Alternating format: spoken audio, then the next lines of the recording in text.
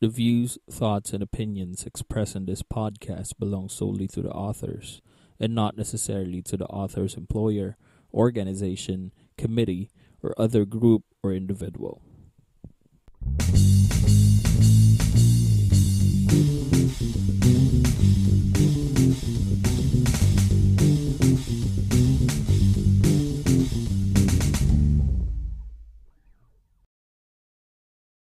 Hey guys, welcome to the podcast. My name's Yes. Irvin, And I'm Aljo. and welcome to the number one music podcast in the country. This is Mind the Beats. How are you Yes. guys? Kamusta? Mhm. Kamusta? Hindi naman siya tumagal, no? Parang feeling ko lang ang tagal kasi naka-quarantine pa rin. Naka-quarantine pa rin ako eh. Last week lang eh. Oo, parang ang tagal-tagal ko nang hindi nakapag-record sa Mind the Beats. But anyways, maraming salamat guys for checking out our latest episode with DJ John Lloyd Mayweather. Yes. We actually had fun recording it, talking about all of the things that we did before.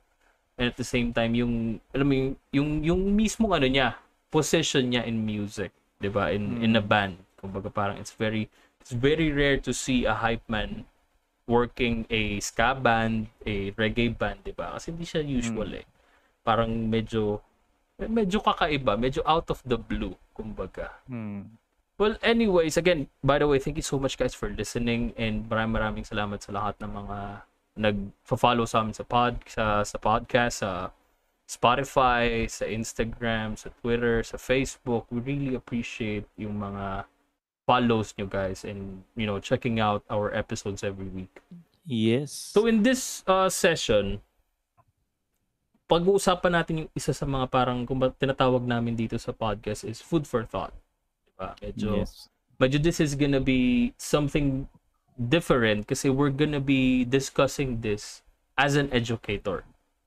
Kasi as you guys know, and I think naman sa nabanggit na rin namin to sa mga previous episodes is both of us are music teachers. Lahat by profession, we are music teachers. I teach music and Eljo teach music. So this topic is kinda yung mga parang unang mga topic namin na ginagawa every time we teach a class, a specific person, or do clinics. Ito yung mga unang mga episode tuloy, mga topic na ginagawa namin. Yes, yung mga yung mga parang relax na medyo relax pa. Oo, mga pangbato lang ng onti sa mga students. What are they getting into? And kung ano ba talaga yung music in general. Yes. So with Siguro, this intro, bibigay ko kay Eljo to kasi siya talaga nakapag-isip ng episode na to. Dahil matagal ng may pinag-aaralan kasi kami na talagang medyo complicated and syempre hindi siya basta-basta I think ilabas agad. Hindi siya pwedeng ilabas agad kasi marami tayong pwedeng matapakan o matamaan. Oo, kaya kailangan nag-iisip kami ng ibang mga episodes na pwedeng i-fill out bago namin ilabas yung episode na yun. Kasi it's gonna be one of the biggest episodes that we're gonna be doing. Baka hindi na kami makalabas ng bahay after pag nilabas namin agad eh. No? Oh, it will take us it's already taking us quite some time to learn everything from the ground up hanggang sa Ngayon nga naging fan na rin ako eh. By just listening to it and by just learning the culture itself. Yes. Siguro yung topic namin for today or tonight is about music theory. So nakakita ako ng isang video about the Beatles. So we are fan of the band. And then isa sila sa mga all-time bands sa buong mundo and isa sila sa mga pinakamaraming na-release, 'di ba? Na albums. So may isang idea kami na nakuha na ang Beatles kasi alam na namin to for sure. And then we want to discuss this because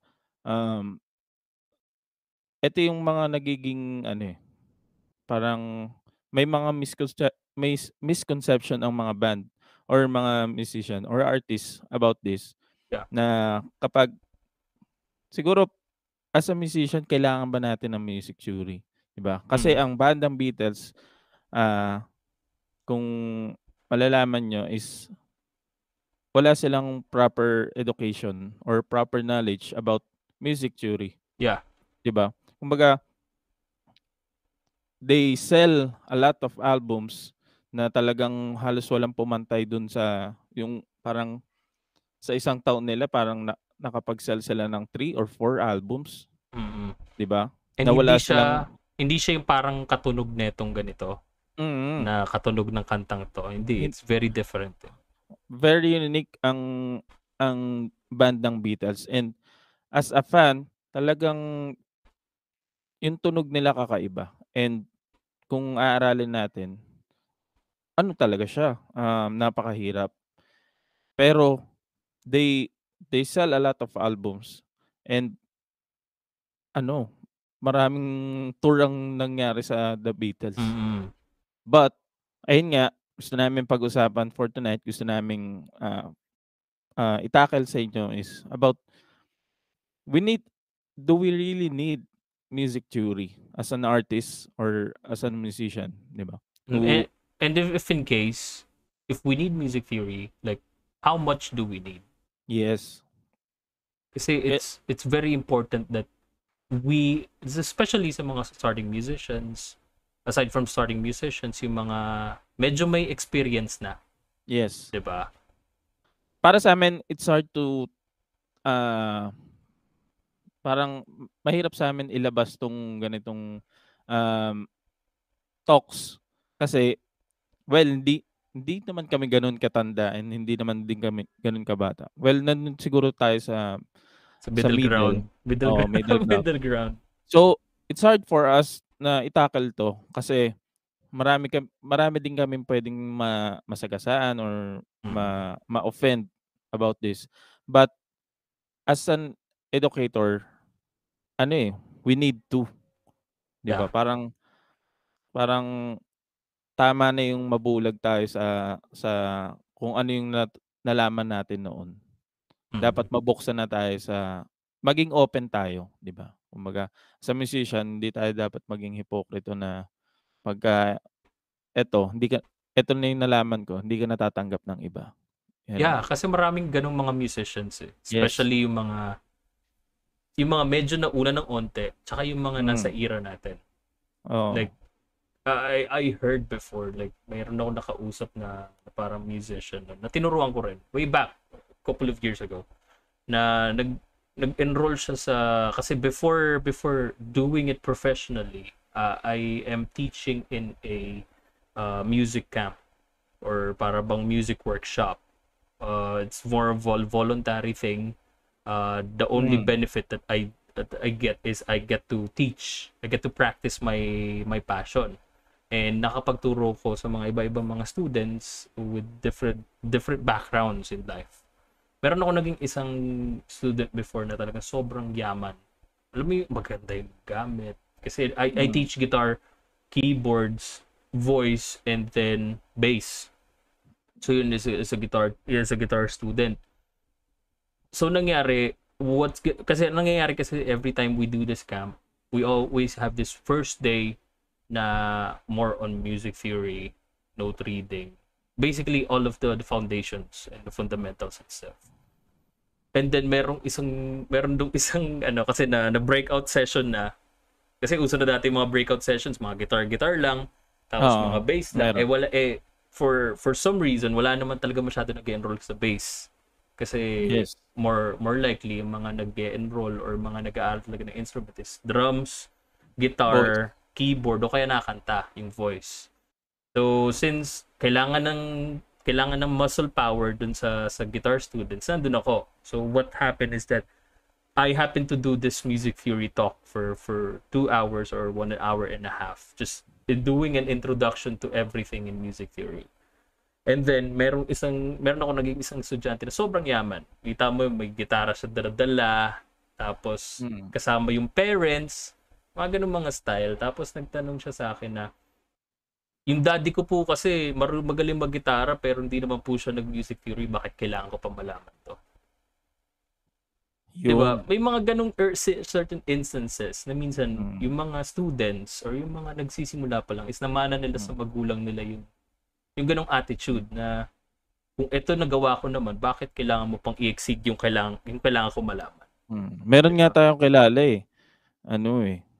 may alam na di ba? Tapos nung sinabihan siya na kailangan mong dumaan ulit dito or kailangan mong matutunan to. Ayaw. Oo, Diba? ganun talaga. May mga ganun. Kumbaga, in every musician or lahat naman ng mga musician, lahat yan may mga ego Mga kanya-kanyang ego na ayaw nating tapakan kasi it defines us. But again, in music and in being an artist, and if you... Ayun ang gusto namin tapakan. Oo, yun ang gusto namin tapakan. And ito lang yun If you really are aiming for success in this industry, and you really want to become like a really great composer, a really great singer, or a really great musician, is at some point, you need to learn music theory. Yes. Again, we're not saying na mahina yung mga hindi nag-aaral ng music theory. Okay? Let's just be clear on that. Because music is, kumbaga parang blasphemous at some point yan Especially if you're aiming for that goal of music theory. Really digging deep with music theory. It's always blasphemous kasi if you are not thinking ahead of your curve, you're gonna be thinking na pag may music theory ako, mas may edge ako. No, it's not. Mas marami ring mga musicians na walang music theory pero magagaling na artists. We have Hans Zimmer. If you guys are aware of Hans Zimmer, he's a great composer. I believe nag-compose siya sa madalas mga film scores, mga musical scores. What do you mean by film scores or musical scores? Yung mga soundtrack na naririnig nyo sa mga movies. Like, an example is yung soundtrack ng Star Wars. Hindi naman kayang i-play sa band, pero it's more likely ginawa siya via orchestra. So, Hans Zimmer is a composer and a songwriter, and he writes a lot of musical scores, and hindi sa wala siyang alam sa music theory. Hindi ganun ka-in-depth yung alam niya sa music theory. Pero still, he's very successful. We have the Beatles. Talagang sobrang laking banda. Talagang wala naman talaga silang kumbaga parang ano ba tawag doon? Wala silang music theory Wala silang formal education with music. Ang alam lang nila is pag ito yung note na pinlay ko, ito yung dapat pwedeng maging kasunod. Or it's more on the pattern itself. Kaya siguro, 'di ba, kung mapapansin ng some of the musicians, napansin na to, kung mapapansin nyo, yung ibang chords nila is kakaiba, 'di ba? Pero tumutugma. Ganun pa rin. Oo. Ganun sila kagaling. It's not always Kaya about... hindi namin sinasabi na mag-music theory ka, mag-music. Hindi. In some way, may advantage ang magkakaroon ng knowledge in theory. Pero if you have the gift, the talent, siguro kailangan mo din. Pero in some point, nandun na yung galing mo, 'di ba? Kumbaga parang ang diyan, wag mo rin sayangin yung galing mo kung dun mo lang din lilimitahan. Kasi parang yung ego natin as a musician, as an artist, magaling na ako Hindi ko na kailangan yan. Hindi ko na kailangan yan. Kumbaga parang ito yung pinaka number 1 na palagi sinasabi. Kumikita na naman ako ng pera Ba't pa kailangan mag-aral? Diba? Like, a lot of musicians has that saying. Marami mga musicians may saying na gano'n Like, kumikita na ako. Ba't ko ba kailangan mag-aral ng music theory? Yes. Yung ginagawa ko naman, okay naman. Diba? Ito nga palagi naman sinasabi, are you okay with being okay? Diba? Yeah. And then, every time I talk about music theory to my students, do clinics, na-invite kami ni Eljo sa mga conventions, workshops to talk about music theory. Ako, ito yung ginagawa ko palagi example in order for us to truly understand what music theory is. Kumbaga parang sa pagluluto lang ng adobo yan. Like, for me, I like food, I love food, I always eat food, like everyone else. Pero, in order for you to cook adobo, you need to have all of the recipe first. Nandiyan yung toyo, nandiyan yung suka, nandiyan yung paminta. Of course, kung baboy, manok, o kung ano man yung mga kailangan mo ilagay dyan sa adobo. But there is always a different way to cook adobo. Yes. Wala siyang standardized version. I don't know kung meron na ngayon kasi before nagkaroon sila ng issue about standardizing adobo. Or I think for international lang. Let's say yun nga, for adobo, if you're gonna be cooking adobo, there is no right or wrong pattern in order to cook adobo. As long as you have all the ingredients or the recipe itself, you're good to go. Yes. Diba? Kung gusto mong unahin yung manok, kung gusto mong unahin yung... Pwede. Kung gusto mong pakuluan mo na yung toyo, trip mo yan. Nasa sayo yan. Kung gusto mo na maggisa ng bawang tsaka sibuyas, pwede. Kumbaga, it's very profound how to cook adobo. Same thing with music theory. Ito yung palagi namin sinasabi rin sa mga students namin. I think teacher Eljo can agree to this, that music theory is just theory. It's not music laws. Yes. Kasi palaging nangyayari kasi as an educator, sinasabi ng ibang mga students ko, like after a couple of years of teaching them music theory, and then nagiging successful na mga musicians na sila, they play gigs, minsan yung iba nakaka-play na sila with artists, kilala na sila minsan, is nasisira daw yung creativity nila if they think about music theory. Again, doon ko natutunan or doon ko na-realize na it's not a law. Yes. Hindi siya batas na kailangan mong gawin. It's more guidance. Oo, guidelines lang siya. It's more of guidelines as well. In the words of Captain Barbosa, it's more of like guidelines. It's just a way for us to understand what is music. Kumbaga parang music theory is always designed to help us how music works. Kung paano gumagalaw yung music. Paano na nagawa yung music na to? Ano yung pattern na ginawa nila? Ano yung key na ginamit nila? Kumbaga, it's always about patterns, pitch, yes, and everything in between. That is what is music theory. But again, if you are aiming for learning a specific instrument and you kind of want it to be like a career and magko-conservatory of music ka, of course you need to learn music theory.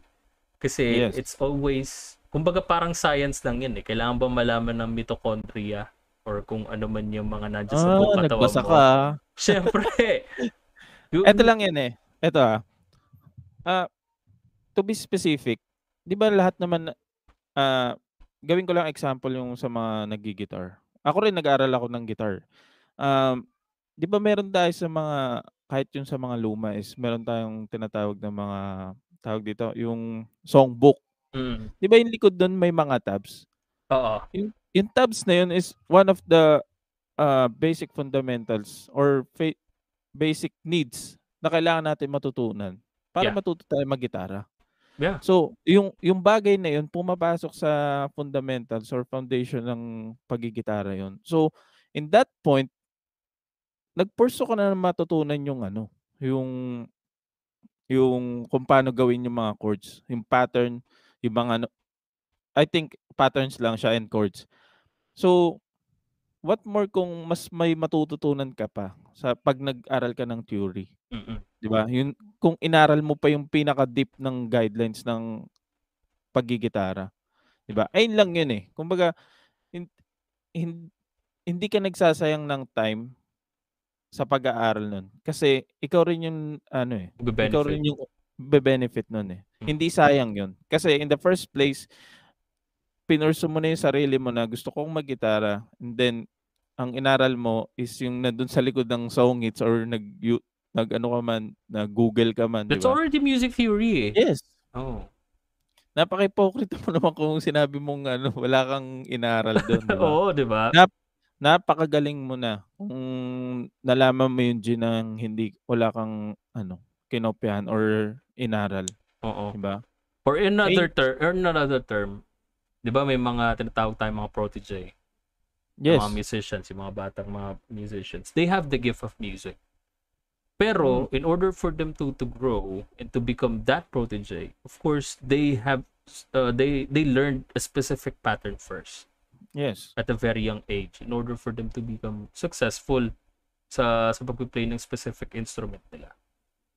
I always believe na meron talaga tinatawag na mga gifted musicians. But again, in order for us to nurture that gift, we need to understand how music works.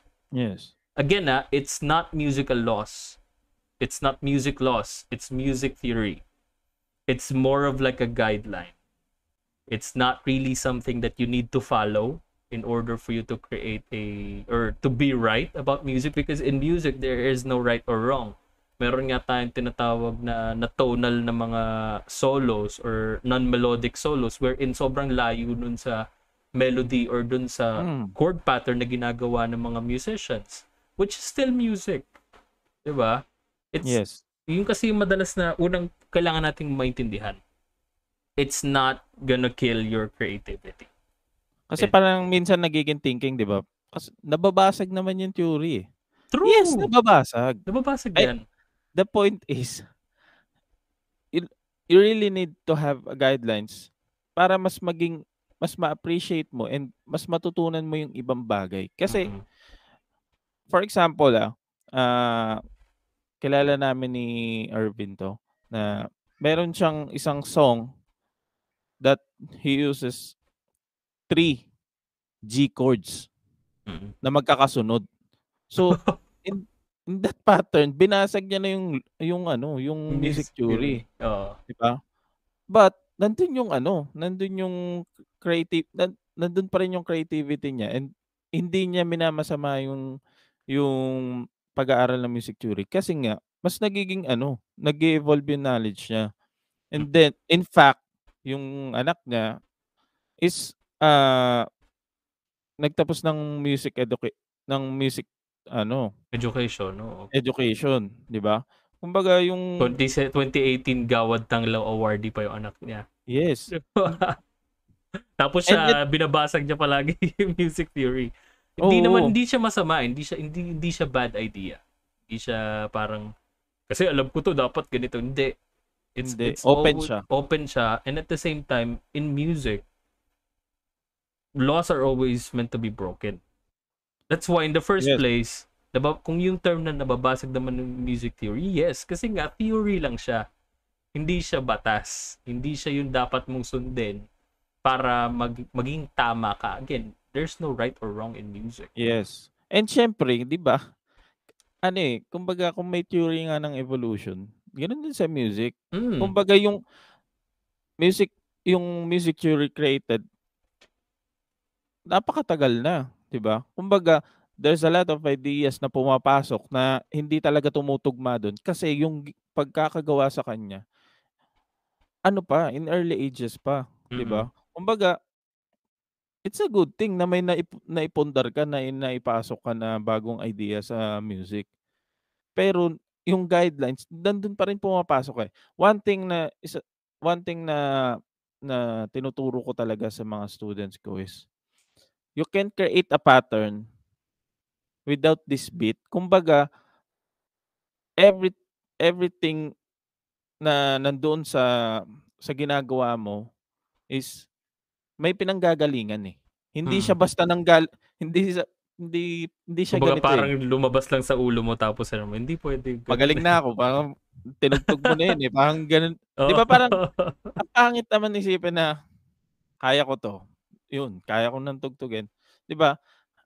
Every beat, every note na lumalabas sa pattern na ginagawa mo,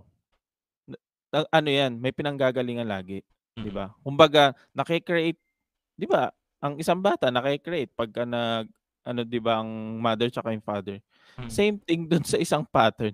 Layo ng layo ng instruction.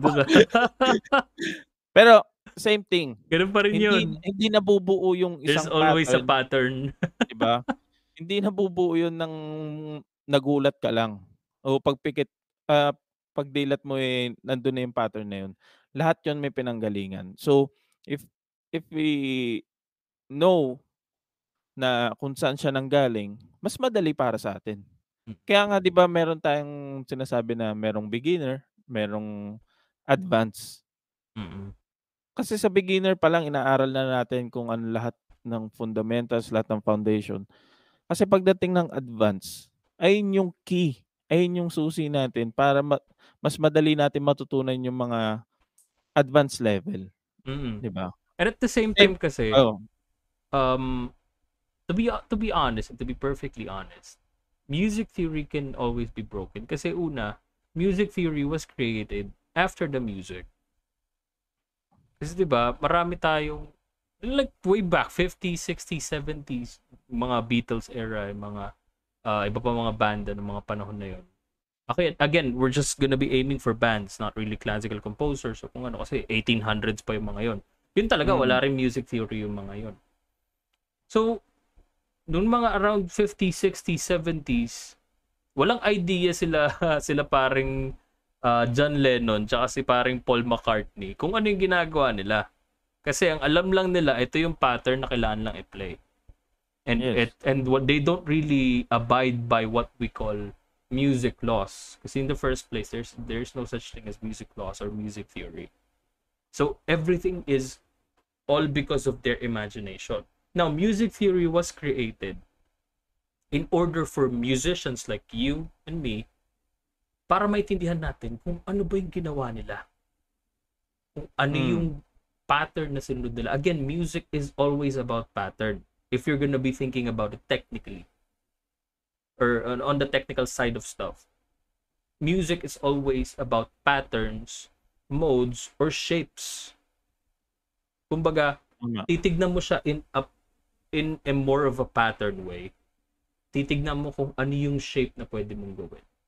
And titignan mo kung melodical siya in a way or non-melodical, which is, at some point hindi mo naman kailangan malaman kung melodical or non-melodical kasi again, music has no boundaries itself. Again, going back, music theory was created after the music in order for us to understand, or it is designed to help us how music works. Paano natin mapi-play on our own self sa Mm, mga musicians yung mga song na pinlay nila. Kasi sila, hindi rin nila alam paano nila ituturo sa inyo yun. Kasi alam nila, ito yung ginawa ko. Di ko mm, alam kung paano nabuo yan. Di ko alam yung mga pattern na yan. All I know is that it sounds good. It sounds right. yeah. I want to produce it. That's it. 'Di ba? Ito Parang ano yun, 'di ba? Parang mga yung sa politiko, 'di ba? mm, Dati naman wala namang ganyan, 'di ba? Yung mm, mga sa tribo-tribo, para maging organized, para mas ma-manage ang bawat, ah, bagay sa isang lugar, kailangan nila ng guide, 'di mm, ba? Same thing in music, kung wala tayong guide diyan, kagulo 'yan, 'di ba? mm. Sa'tin nga may pulitiko na, kagulo na, 'di ba? Kumbaga 'pag ito lang isipin natin, tanggalin natin yung yung presidente or yung mga mayor, tanggalin natin lahat 'yan, 'di ba? Kagulo tayo kasi wala tayong sinusunod, Kumbaga Oo. wala tayong guide, 'di ba? Kumbaga yung in music, walang pinapatunguhan yung tunog natin 'pag hindi natin alam 'yun, 'di ba? But again, music or the theory can be broken. So Yes. it always depends on how we Mm, perform it. Again, another example or another thing that I want to talk about is in one octave there's always 12 notes. Okay? So you can at me on that. If you're gonna be counting everything in just one octave, let's say C. Let's do it manually. So C, C sharp, D, D sharp, E, F, F sharp, G, G sharp, A sharp, B, and then C. 'Di ba? Meron tayong 12 notes. That is because of the Western approach in music. Everything that we do in music theory is on the Western side of things. Kasi dun na-create yun eh. So that's why we have 12 notes itself. But in music theory, or in true sense of music, pwede nating alisin yun 12 octave na yun and expand more. Kasi again, mm, music has no laws. Music theory can be broken. And it's gonna be up to you if you want to do the same pattern, the 12 notes in an octave pattern, or you want to do a microtonal tone, or if you want to do something else, that's fine, diba? It will all make sense if you are trying to be, trying to be like a great musician, a great composer, anything. But if you're not really a musician or anything, it will still make sense kasi, you are profound, and music is profound itself. That's why we have different genres, different Yes. musicians, different attacks in music. Kasi there is no right or wrong thing about music. Diba? Kahit paulit-ulitin natin yan lahat, again, walang law sa music. It's not gonna kill your creativity. Theory can be broken, and music itself is something that you and I can create, regardless if you're a musician or not. May isang example pa ako dyan na kung ano yung ginagawa sa jazz na genre, hindi mo kayang ilagay sa rock. Vice versa, 'di ba? Kumbaga, may certain guide lang na pwede mong gawin for jazz na hindi nag-a-apply yung rock sa kanya. Mm-hmm. So, ano yung ibig sabihin? Ang ibig sabihin dyan is pwede pa rin tayong mag-create ng other sound sa isang specific genre na hindi natin kailangan kunin dun sa kumbaga ganito yan eh. Hindi natin kailangan agawan ng idea tong isang to. Mm-hmm. To create more dito sa specific na kung ano meron tayo. Nagigets nyo? Parang magulo eh. Pero, ganun yun eh. Kumbaga parang, ano yan eh, it's always about being creative and all that stuff. Like, pwede, at some point naman, I agree to that term na hindi mo pwedeng ipasok yung ginagawa mo sa jazz sa rock. Kasi, of course, first the sound itself and the pattern. Pero, if you really want to do it, that's fine. Go ahead. Diba? Pero, eto yan. Meron ako nakitang isang music na pinagsama niya ang metal tsaka jazz. Diba? Junk tawag doon. Oo, diba yung junk. So, kung isipin natin, doon pa lang wasak ng music theory eh. Diba? Kumbaga sira na. Kumbaga, kung isipin natin, hindi na talaga natin kailangan ng music theory. Diba? Ayun yung ego natin as a musician, as an artist, na marami tayong nagagawa or marami tayong idea na hindi na natin kailangan ng music theory. Kasi, it's not a thing for us na kailangan pa natin. Kasi ito na tayo eh. Diba? Parang, ayun yung sad truth na nangyayari sa atin. Kasi, porket binasag ng ganito, binasag ng ganyan, wala nang sense yung music theory. No. Kaya nga 'di ba meron pa rin tayong mga Kaya nga meron pa rin tayong mga choral, meron pa rin tayong mga orchestra. Kasi yung way nung music that the music that they created, it's a big thing na ang tawag dito, na nakikinabang pa rin ng music theory, 'di ba? Kasi lahat ng sound, lahat ng pattern, lahat ng kung ano man 'yan na nagawa sa isang music theory, na na-create kung ano man 'yon na notes, na patterns, nilalabas sa orchestra, nilalabas sa choral. That's why iisipin natin bakit kakaiba yung tunog nila. And then hindi siya kung tutuusin, hindi siya nakakasawang pakinggan. 'Di ba? Like yung mga classical composers, mga ganun. Yes. Yeah. Kasi kung bakit inuulit-ulit ang mga lumang kanta, 'di ba? Kaysa sa mga bago. Kung iisipin natin, ayun yun eh. Ayun yung isang thing doon eh. Kasi hindi siya nakakasawa. 'Di ba? There's like this sense of fulfillness every time you listen to those kinds of songs. Yung mga medyo matagal na. Especially if you're a classical musician. Yes. You're listening to like Bach, Beethoven, or kung sino man mga classical composers. There's always a sense to it. You can feel the emotions. You can feel the portrayal of music. That's why a lot of musicians, even today, are playing those songs. Yung mga songs na ginawa ni Bach, ginawa ni Beethoven. Kasi there's always a ring to it. Kumbaga parang timeless music. Kumbaga music is timeless. Now, let's go to the commonly asked questions. Kasi we already discussed why do we need music theory, or if we need it, how much music theory do we need? Let's talk about the commonly asked questions. Kasi may mga commonly asked questions din kami as an educator. If in case I will be practicing music theory or learning music theory, number one is, let's say, do I need to write or read music? Okay, so dito tayo magkakaroon ng mga hindi naman onting discussion, pero we will talk about it in a sense sa mga uwido, which is yung mga ear players, yung mga natuto by ear, and then the ones that are musically trained, mga music theory. Now, the question is, do I need to read or write music?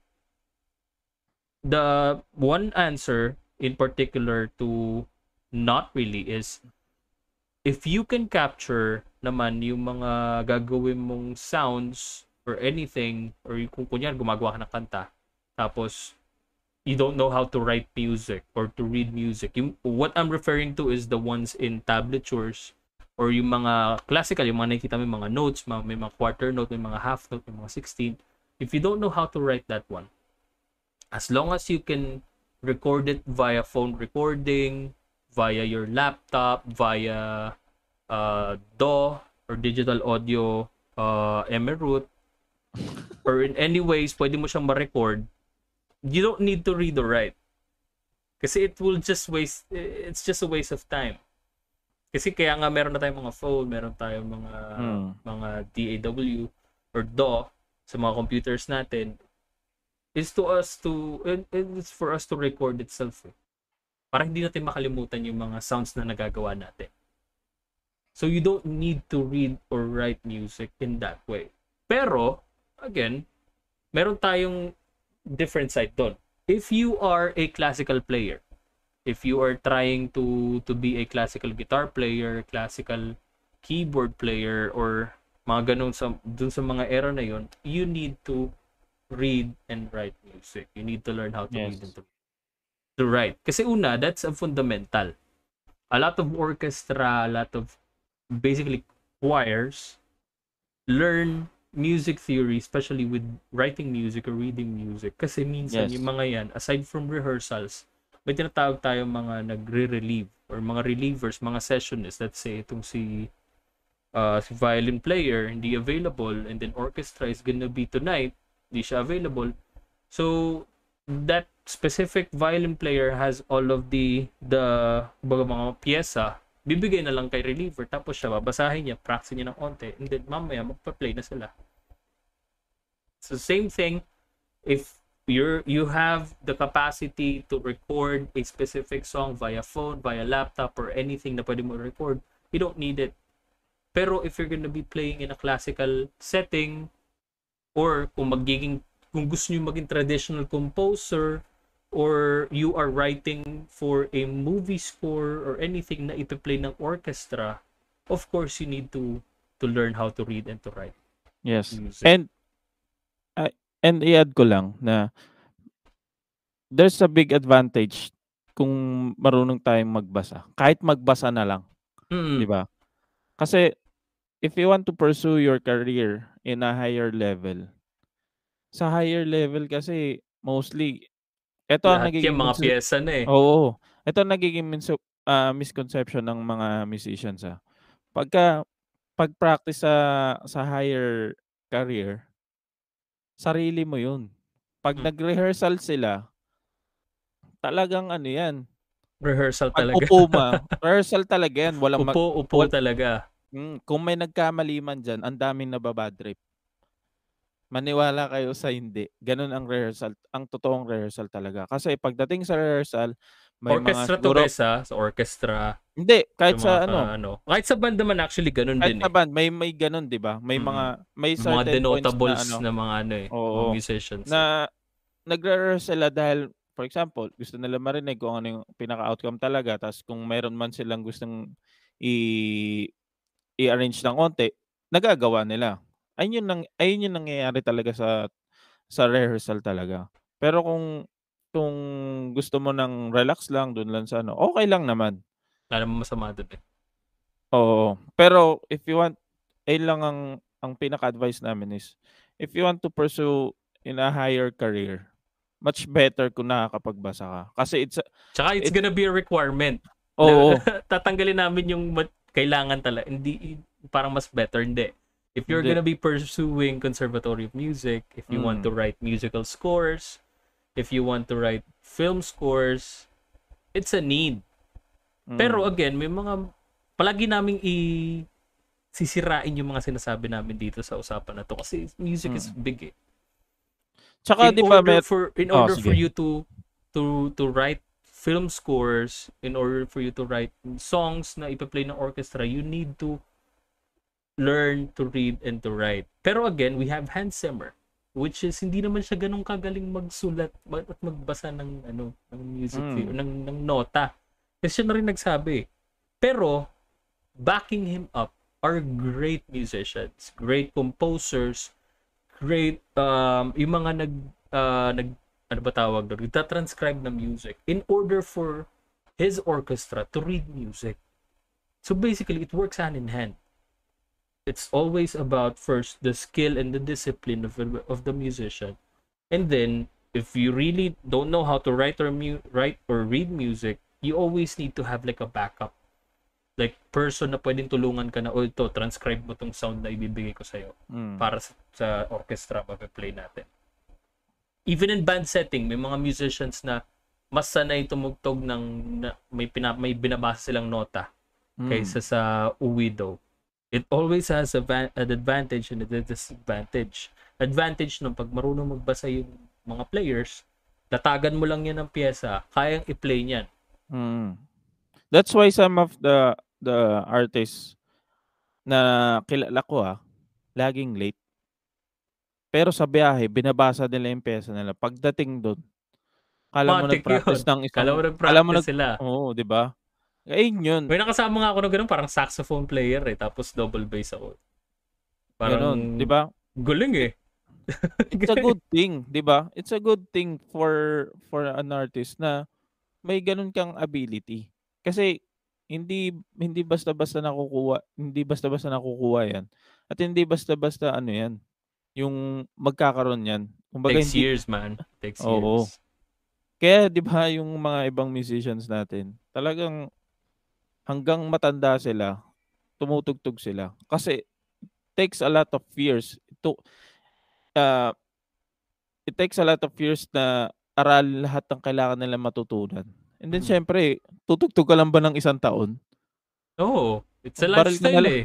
Oo, 'di ba? Magbaril ka na lang sa sarili mo pagkatapos mo natutunan lahat 'yan, 'di ka magtutuloy-tuloy, 'di ba? Napakasayang, 'di ba? Again, guys, we're just fooling around sa mga terms namin Oo. It's not Pero really like a literal thing na kailangan yung gawin. But again, music is a lifestyle. Wala akong kilalang musician na nag-quit after nila matuto ng magpasa ng nota. Or kapag nakapag-play na sila sa ganitong area or naka-play na nila tong ganitong artist. Wala akong kilalang ganun. Lahat yan nagtutuloy hanggang sa tumanda sila. Hanggang sa yung mismong body na lang nila yung hindi na kayang tumugtog. Pero yung mind nila kaya pa. Doon lang sila nagre-retire. Si Herbert nga 'di ba? Nasa preso na eh. May album pa eh. Oo, 'di ba? Oo. Joke lang. Joke lang. 'Di ba? Kumbaga ano eh, yung music talaga Especially dito napaka-bold. sa Pilipinas, sa atin, we are very musical in a way. Lahat tayo halos. Marami mga foreigners na Pinoy baiting, telling us na magaling tayo mga singers and musicians, which is true. A lot of Filipinos are really great musicians. Yes. I mean, sa mga students ko pa lang, yung mga students ko, Meron akong earliest na student or pinakabata na tinuruan ko is around 7 years old. And then meron din akong tinuruan na pinakamatanda, which is talagang matanda talaga. Mga nasa around 40 plus to 50 plus. Diba? Music doesn't really care how old are you, as long as you are willing to learn and you're enjoying music. That's it. Diba? Yes. Marami akong mga naging estudyante, kami ng Teacher Eljo, pa-Teacher Eljo tuloy ako, ni Eljo, na nakakapag-play na ngayon, talagang magaling na talaga. Yes. Kasi magaling na. Minsan kami na yung nangihingi ng advice sa kanila. I have a student na nakapag-session na sa Greyhounds before. Diba, yung success as a music teacher is there. And this is the first thing that we talk about every time na mag-enroll sila sa amin or tuturuan namin sila is music theory. Like, how much music theory do I need? Now, moving on. Wait lang. Okay. Siguro may isang advice tayo sa kanila. If you want to pursue music at iniisip mo pa rin hanggang ngayon, tapos matanda ka na, wag mo na ituloy. Diba? Kasi, kumbaga, kung hindi ka sure sa gusto mong gawin, wag mo na ituloy. Ayun yung isang point namin. I think that works in life as well. Like, if you're not certain about something, wag mo i-push kasi di ba nga certain eh. Pero if you are willing to take it as a grain of salt, or kumbaga parang willing ka na i-push yun kahit hindi ka sigurado, go ahead. Diba? Lalo na sa mga kung may mga anak kayo or kapatid nyo, if they want to pursue music, kahit habang bata, tuloy pagbigyan nyo. Kasi there's a lot of disadvantage kasi pagka sobrang tanda mo na, doon mo pala naisip na mahal ko pala talaga ang music. One thing dyan is yung muscle memory natin. Masyadong delay na. Mahirap na nating makuha agad yung mga ganung stuff. Yes. And at the same time, yung mga... we don't discourage yung sa mga elderly. Hindi namin din-discourage.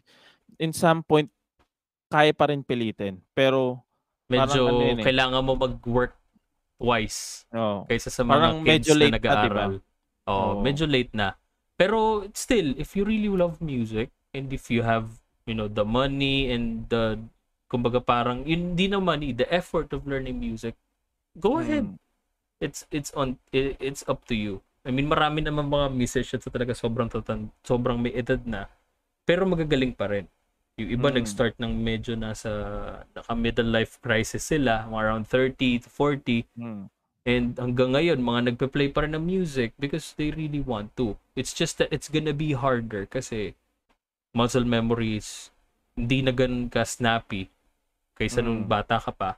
And yung body mo mismo, if it's gonna be able to handle yung mga changes na mangyayari. Like every time you play guitar, or every time you play bass. Yung duration no? Yung duration din kasi. Kumbaga, every time you play guitar, you play bass, may darating sa point na yung mga fingers mo is magkakaroon ng mga marks yan. Sarap pa naman kumain ng shrimp. May hirapan natin pag medyo may edad na tayo. Pero again, we don't not discourage anyone, even if you're 40, 30, 50, 60. If you really want music, then go ahead. We'll be happy to. Yes. Every music educator will be happy to teach you. Kasi kung nakikinig ka sa amin, ng mga music teacher. Saka 'di ba kung nakikinig ka ngayon and gusto lang namin ni advice at kung nag-iisip ka, tuloy mo na. Huwag mo nang pag-isipan. Kasi kung nandun talaga yung puso mo, 'di ba? Huwag mo sayangin. You can always have like a fallback in things eh. Kung sa tingin mo, to be honest, wala naman talagang hindi nagsasucceed sa music eh. That's number one eh. It will take years. Like, marami akong mga students na talagang hanggang ngayon, nandun pa rin sa level na kailangan pa rin nilang talagang mag-grind ng mag-aral, mag-practice.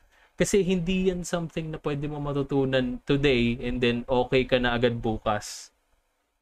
Hindi eh. It's always it's a grind.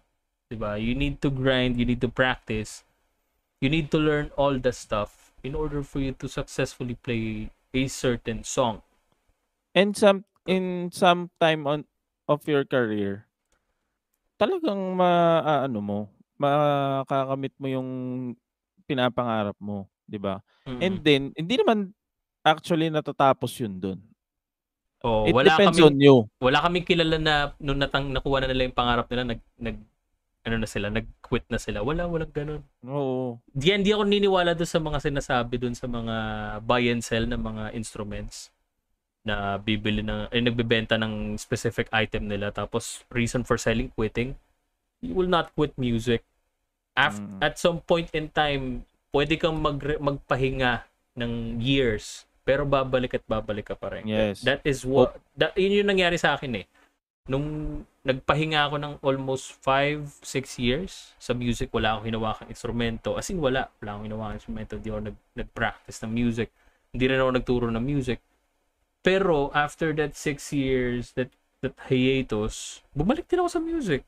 You know, even though may iba akong career na ginagawa, like I'm streaming or I work in a different setting, still the music is there. Papaputol ko yung kamay ni Ervin pagka may nailabas ko yung nag-quit after successful nag-quit. career. Walang ganun. And at the same time, there is no, kumbaga, parang room for failure in music. It's always room for improvement.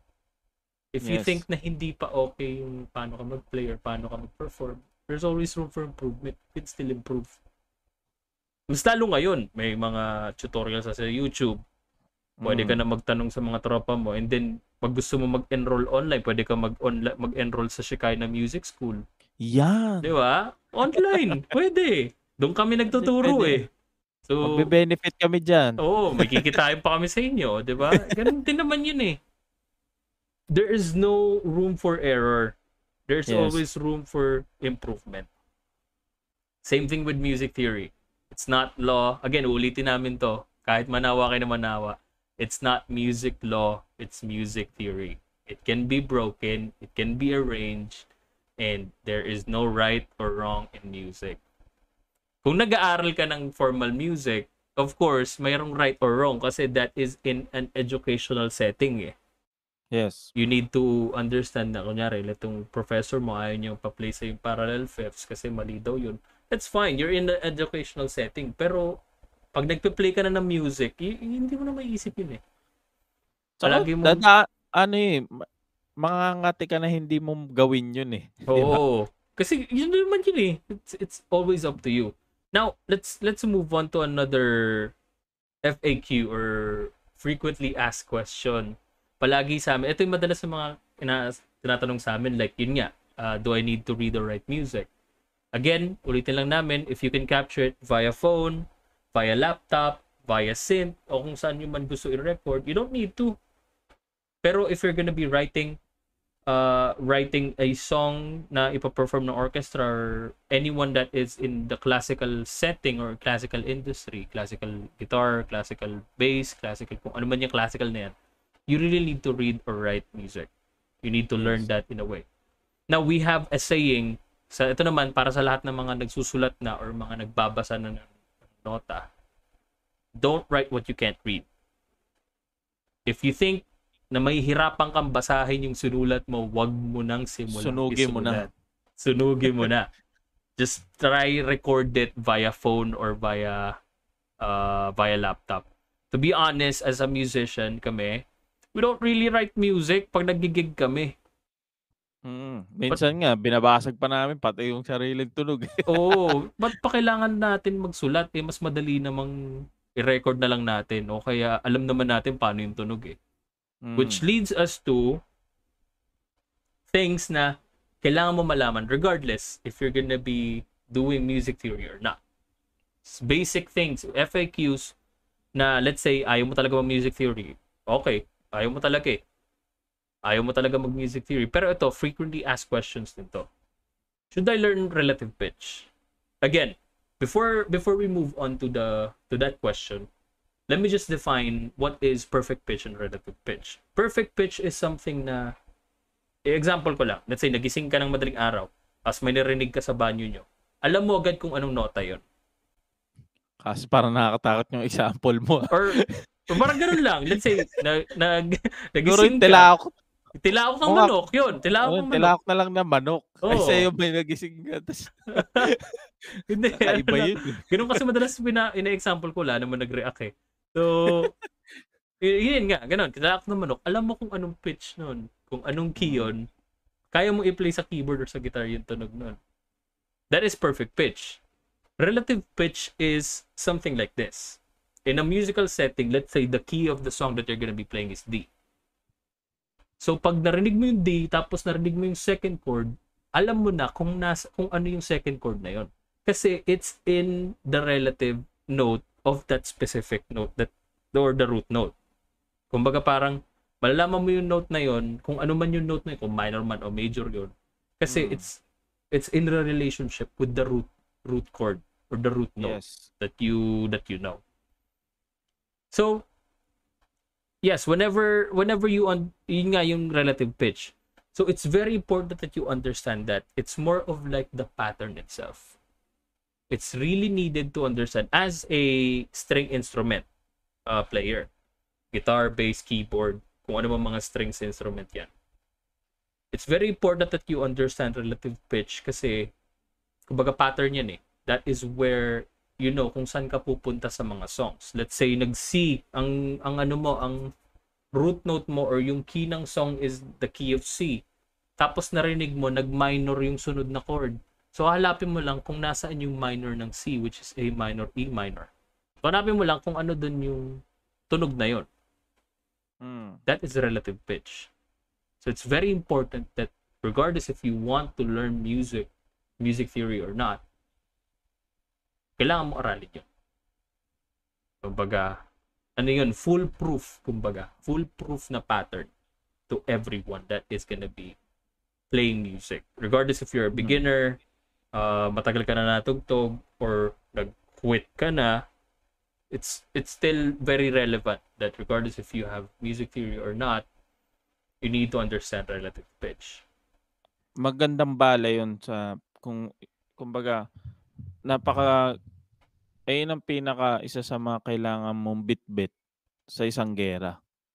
Kasi pag wala kang ganun. Kumbaga parang wag kang pumunta ng gera ng dala mo lang baril, may dala kang bala. Yes, tama. Hindi pwedeng basta ka lang tatakbo ng gera, matapang ka, pero mamatay ka naman agad. It's very important that you're equipped with stuff. Again, etong second point ng FAQs natin is for anyone that will be learning music na lang. Yun na lang yung term natin, music, and not music theory. It's very important that you learn that. Another thing, or kasama sa FAQs natin is, do I need to learn ear training? Yes and yes. Regardless if you are aiming music theory or not, you just want to become a successful musician without music theory, you need to learn ear training. Kumbaga parang malalaman mo yung distance between notes or what we call intervals. So intervals is the distance between one note to another. So, dapat alam mo kung ano yung mga note na yon. It actually corresponds with relative pitch. Kasi we have what we call the scales, the major scale, the minor scale, the pentatonic scale, o kung ano mang mga scale yung gusto mong aralin. So it's not really part of music theory. They say, sabi nila, hindi naman music theory yan eh, kasi ano yan eh. Pero that's still music theory.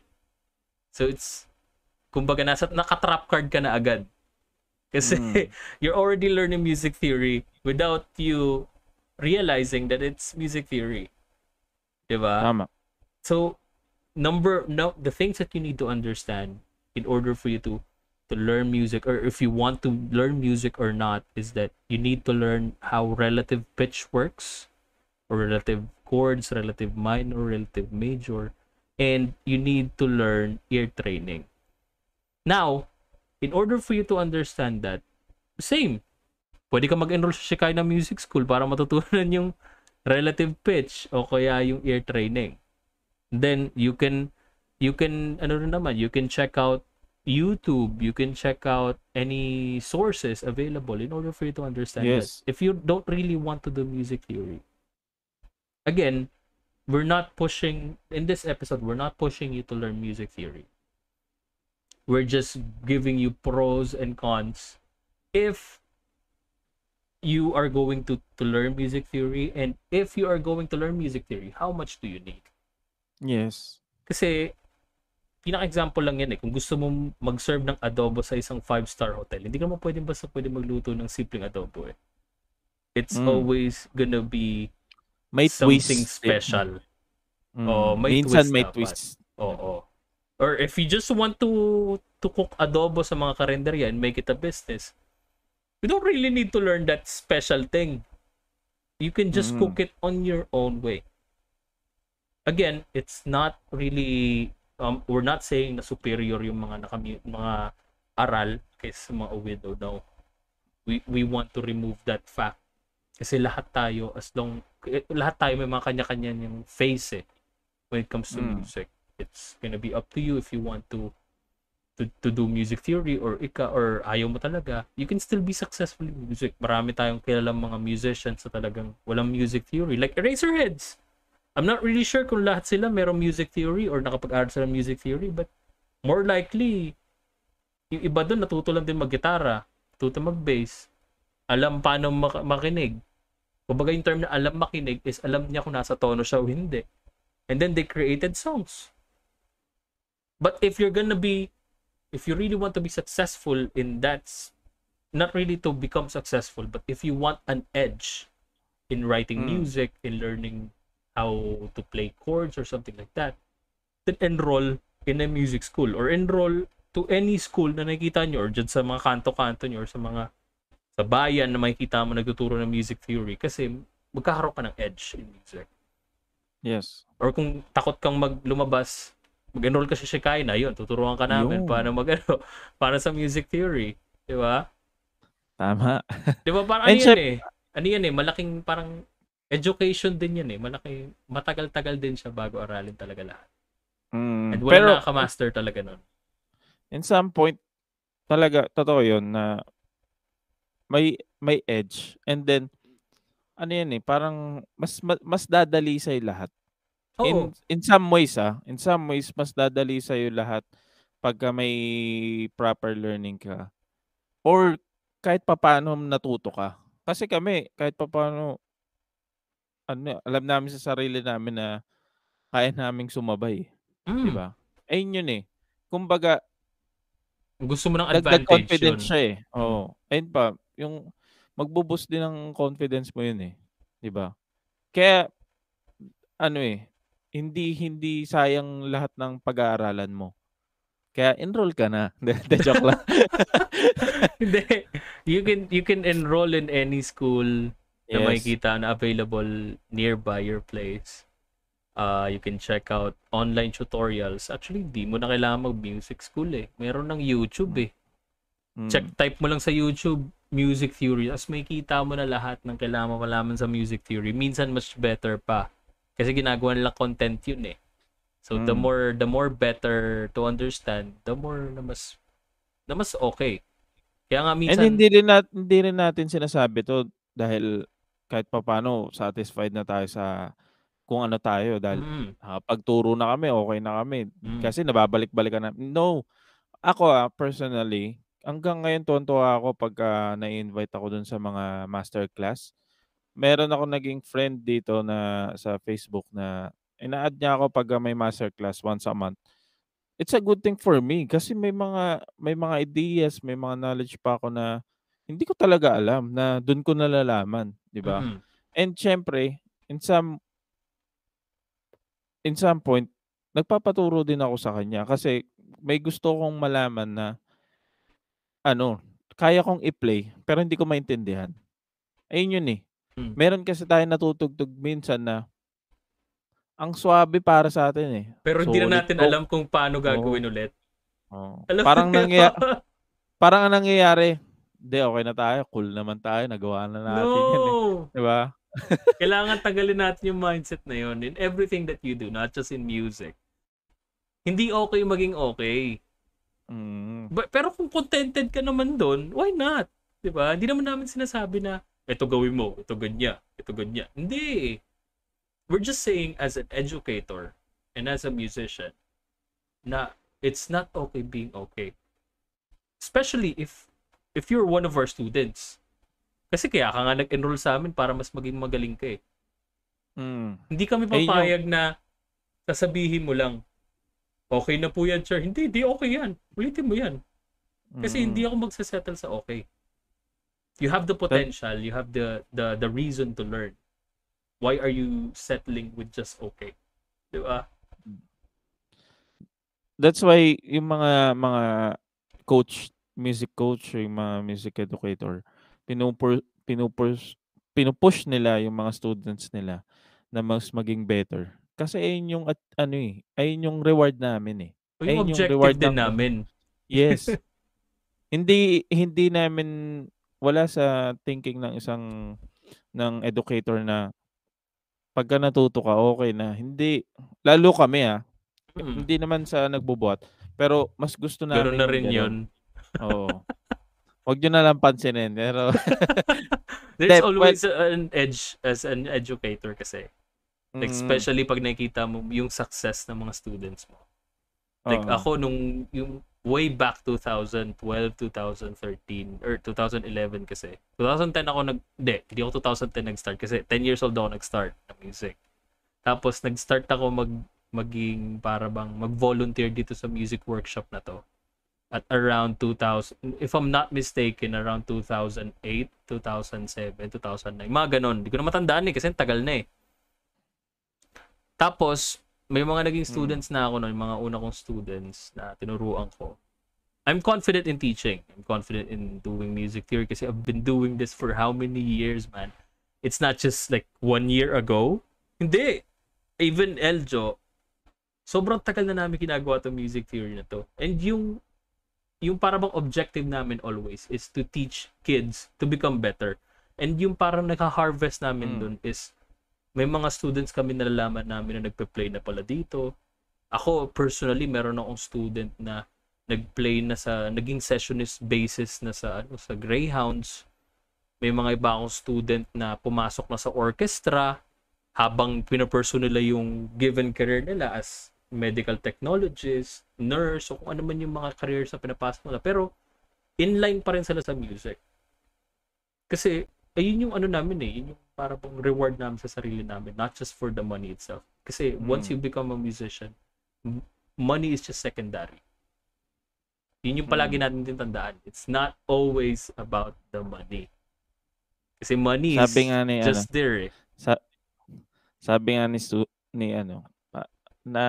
natawa ako dito eh. Parang sabi ni Snoop Dogg na pag pumasok ka sa isang work and pinasok mo yun dahil sa pera, hindi ka masaya.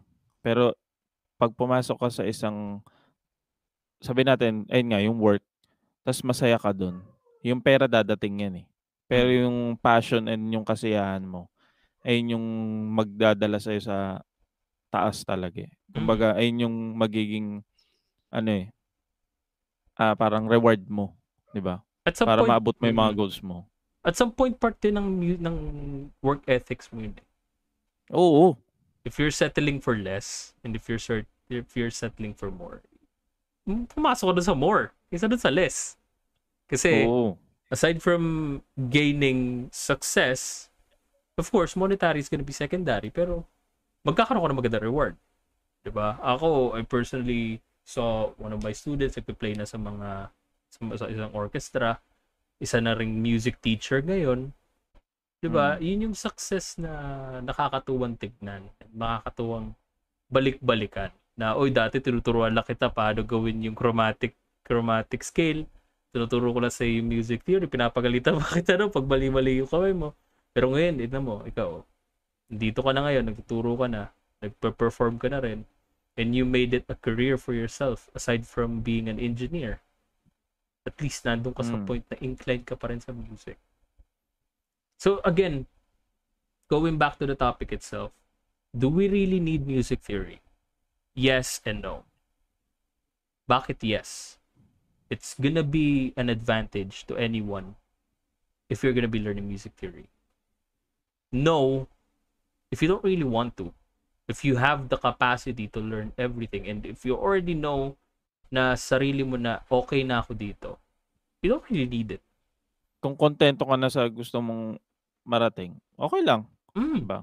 Hindi mo na kailangan. There's nothing right or wrong about it. Kumbaga parang may mga tao talagang gusto maging successful. May mga tao na hanggang dito yung success na gusto nilang gawin. We always have different success in life. Kung sa tingin mo successful ka na and ayaw mo nang umalis dun sa stage na yon, you're already good, you're already aiming, you already got that success already, that's fine. Yes. You don't need music theory. But again, always remember, the first thing that you did is you learn your chords. In guitar, or in bass, or in keyboards. You learn your pattern in drums. That is already music theory. Yes. So again, let me rephrase the question. Let me ask the question again. Do I really need music theory? Yes. Okay, and basically that is it for the podcast itself. Yes. Maraming salamat sa lahat ng makikinig dito and gets yung mga point namin. I mean, it's kind of non-traditional to the usual podcast stuff. Kasi ito yung layout namin yung as an educator side of things. So yung mga terms na binibitawan namin, yung mga terms na sinasabi namin is more on the reflection of what we say inside of the squared room or sa mga classroom. And we think there's a lot of parang mga loopholes sa mga sinabi namin. Kasi ang music kasi napaka lawak talaga eh. So there's always gonna be loopholes in everything naman, especially in music. You just have to take it as a grain of salt and to really understand the point. And siguro yung mga ibang siguro hindi namin masyadong na-explain. May ibang bagay doon na mas maintindihan nyo. Kumbaga, mag-subscribe lang kayo sa aming sa namin sa aming actually channel. you guys can ask you can guys ask questions since nagpo-post naman kami sa Instagram, nagpo-post kami sa Facebook, sa YouTube nandun. You guys can ask questions directly or mag-PM kayo sa page if you want to continue with this topic, like the music theory subject. Kasi napakalawak na and marami kaming nasabi na bitin. So it's more of like an introduction actually. Parang in that point, parang butas na talaga yung mga sinasabi namin. And then and syempre mukhang contradicting yung lahat ng binibitawan namin, but not kasi napakalawak ng music. And yung mga opinion namin is as an educator, nagsistand kami doon. Yeah. Marami lang bagay na dapat i-discuss pa and kukulangin yung oras namin. Dahil napakahaba na ito pag diniscuss natin lahat, di ba? Kasi just to give you guys an example, sa lahat na makikinig dito sa Spotify or sa Google Podcast or sa Anchor and then sa YouTube, typically, if you're gonna be talking about music theory, just music theory alone, it will take years, man. Kasi sa isang conservatory or sa classroom setting, music theory is not being done for just one day. It's a subject. Fundamentals of music 1, 2, 3, 4. Kaya kami kumbaga ano yan, subject yan. Kaya hirap kami pag kailangan namin i-summarize lahat yun. Diba? Dami. Kumbaga, durugan yun. Kumbaga kung ang aaral natin is music theory itself, wala na yung question of do we really need music theory. Yes, we can give you like a summary of what is the basic music theory that you need to learn. Pero kung ang question natin is do I need music theory, it's more of like engaging you guys. More of like ito yung pros and cons of music theory. If you learned it or not, it's up to you. Diba? That's why the question earlier is, do I really need music theory? Yes and no. Pero, yung first thing na inaral natin is mga chords, mga patterns, mga ganyan, that's already music theory. So the question is, do we really need music theory? Yes. Kasi that is our fundamental. So again, with that being said, maraming salamat sa lahat ng makikinig nito. Thank you so much, guys. And thank you so much din sa PodcastPH. Actually, aside from this episode, yun nga gin-aim namin na isang episode is ano ba tawag doon? Nag-crowdsourcing ako sa mga podcasters sa PodcastPH. And marami namang sumagot. Maraming salamat sa lahat ng mga podcasters na sumagot sa mga questions ko.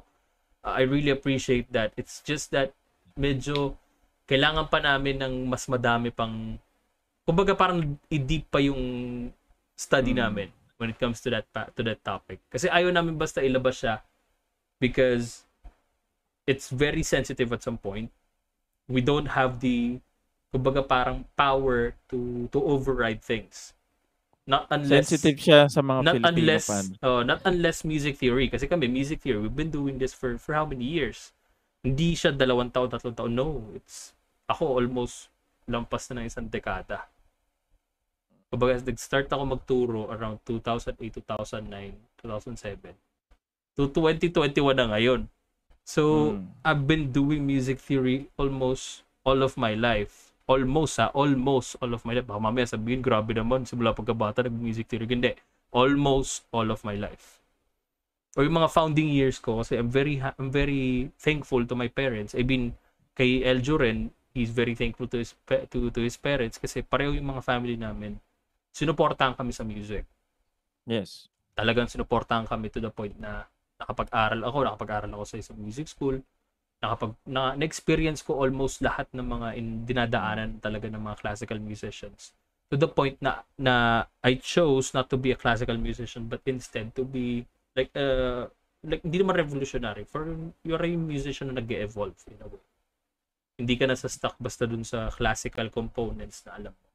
Kasi I know a lot of classical musicians na ever since nag-start kami hanggang ngayon, classical musician talaga siya.